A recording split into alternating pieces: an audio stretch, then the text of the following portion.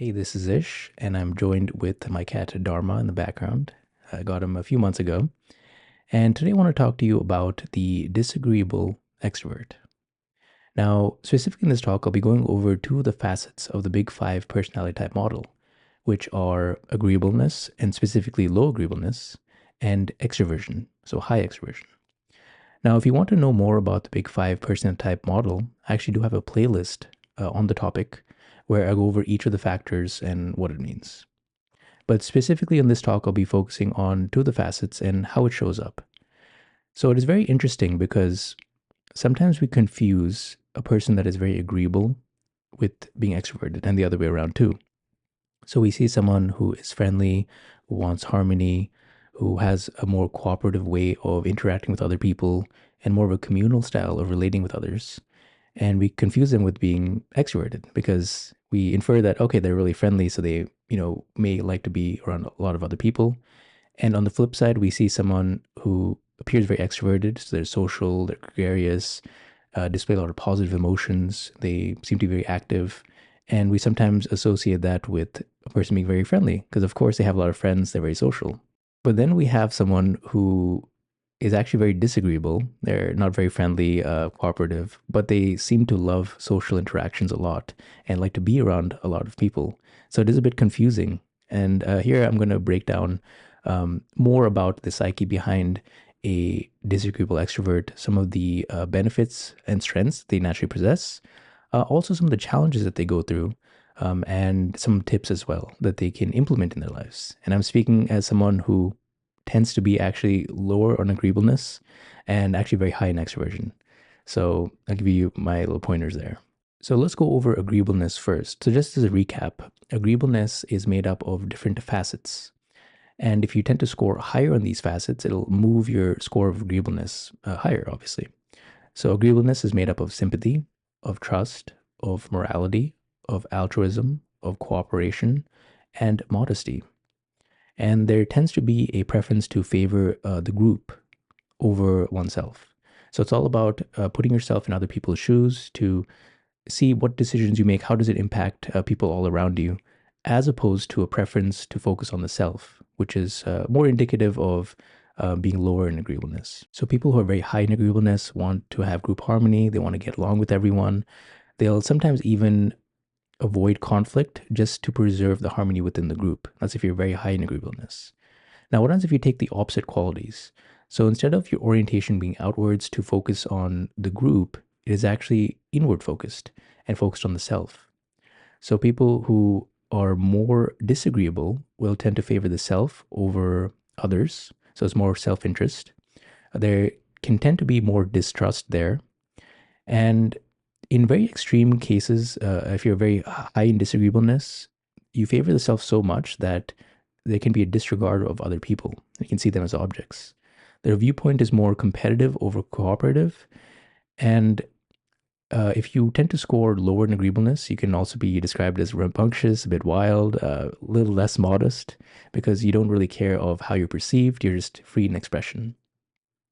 And extroversion, on the other hand, is, and I've made other talks on this specifically, which you can check out, is made up of different facets such as gregariousness, activity level, cheerfulness, excitement seeking, and assertiveness. Now, when you combine these two factors, it's actually very interesting when you combine highly disagreeable people, people that really don't really get along with others, but they also have the need to socialize. There can be some interesting effects. So, some of the strengths of this particular personality type is that they're able to call things out and provide constructive criticism in social interactions. And they can be very assertive due to their disagreeableness and also their extroversion, which again, assertiveness is one component of extroversion.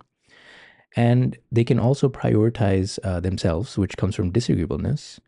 In social situations, they can also rise up in different environments, like companies, for example. A lot of the senior management CEOs tend to be very disagreeable and also very extroverted because they're in a people-facing role. So if there is a time and calling for strong leaders, this is where the disagreeable extrovert really shines because you need someone that is not afraid to call people out, to really forego being nice and to actually look for solutions. So the constructive criticism to look at things from a discerning eye, to call things out, can actually be very helpful because they're able to be very efficient, to affect change, to rock the boat and go after and find solutions rather than being overly accommodating, overly nice, and nothing gets done.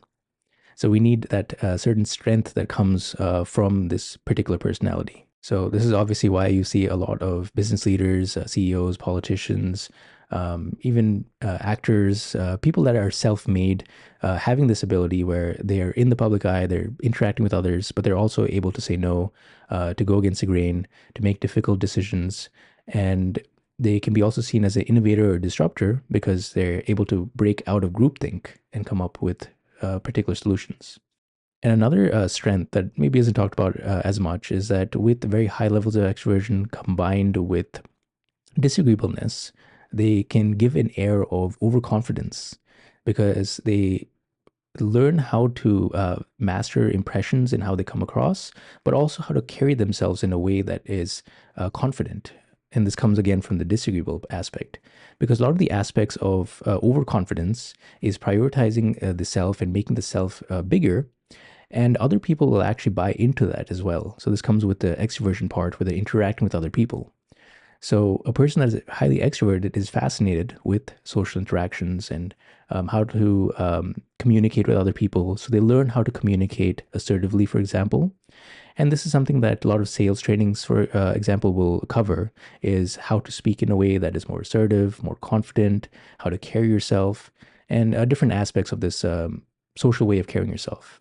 So the little cheat code is actually a form of charisma because they can learn how to carry themselves in a certain way. And the last strength I'll mention is with this repetition of social interactions coming from extroversion, um, the disagreeable extrovert can get very skilled in reading a lot of social nuances. And if you combine this with the fact that they are oriented towards the self over other people, they can actually, this is getting into dark territory, they can actually get a really good at manipulation. And in fact, that's basically what a lot of sales is learning tactics on how to persuade others from, your vocal tonality to assertive language to asking questions in a certain way of dressing well and in a certain manner. So there are different ways we can socially influence outcomes. And a highly disagreeable extrovert can learn how to do that. But the problem is that they also don't tend to get along with people. So they learn very quickly how to manage certain impressions. Now, what are the challenges with this? Obviously, there's a lot.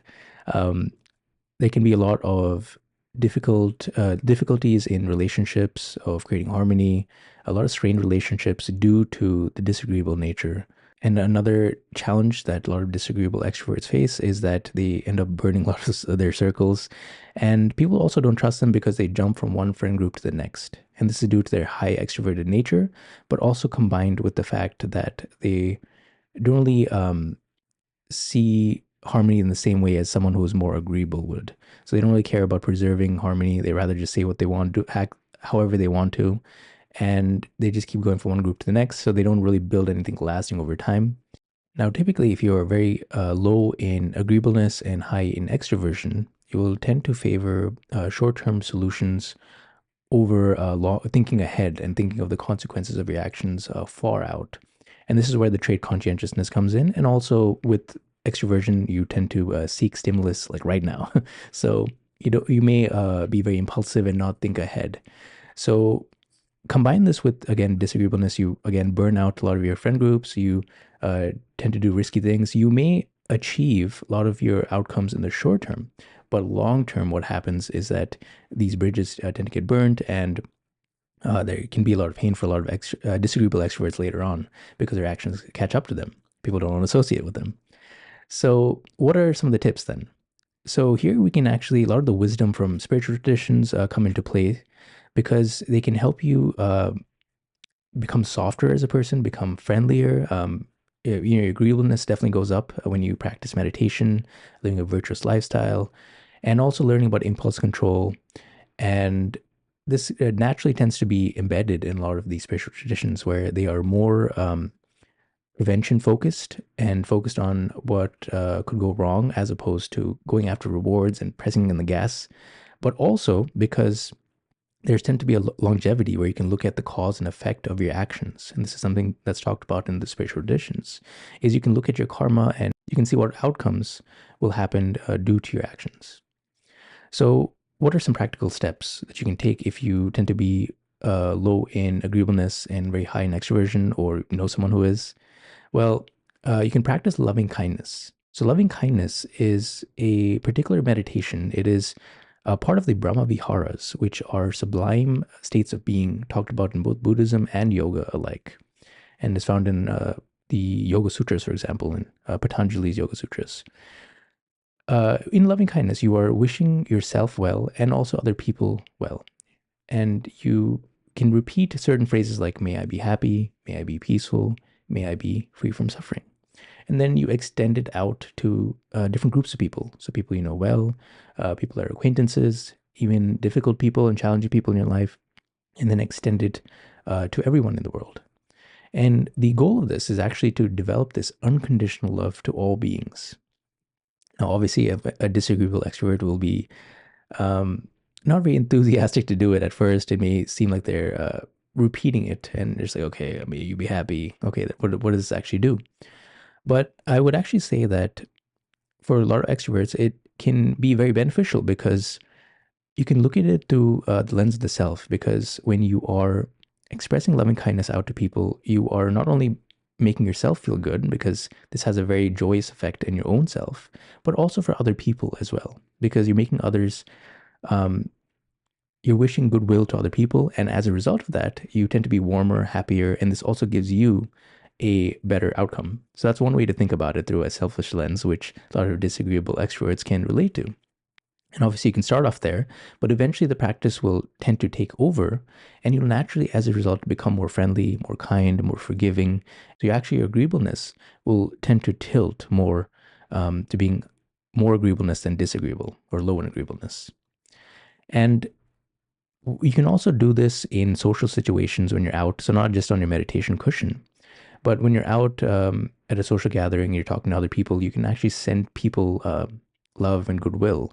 And this is where the extroverted part of yourself will tend to really enjoy that, because you can practically see the effects of your practice, and also you're interacting with other people and you're gaining that energy. And I can personally attest that, having done thousands of hours of loving kindness practices alone, I've noticed other comments from other people that say, hey, you seem a little bit softer, you've eased up a bit.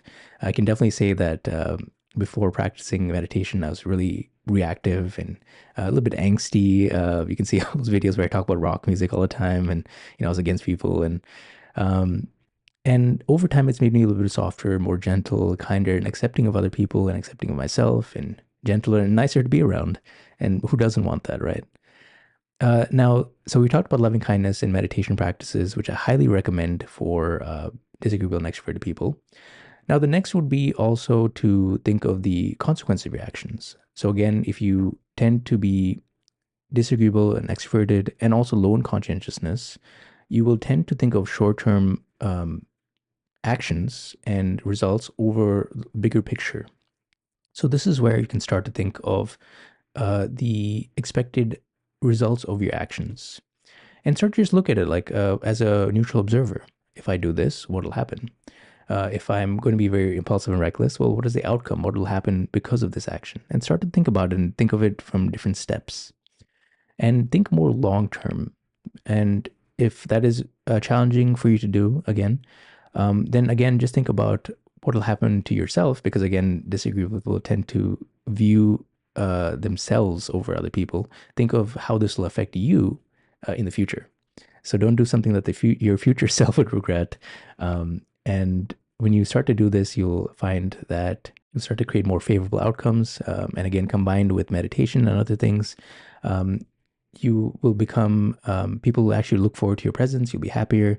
You'll have more smoother interactions, but you can also still retain some of the benefits that come with disagreeableness, such as constructive criticism, calling things out as it is, of being very strong and not just swaying to the group, whatever the group thinks. And there's a lot of power that comes from independence, of breaking out of groupthink, thinking for yourself, setting standards, and being a very strong leader, which comes naturally from for being disagreeable and being highly extroverted. So I hope you found this talk helpful. Let me know in the comments what you thought and if you have any suggestions for future personality type talks. Thank you.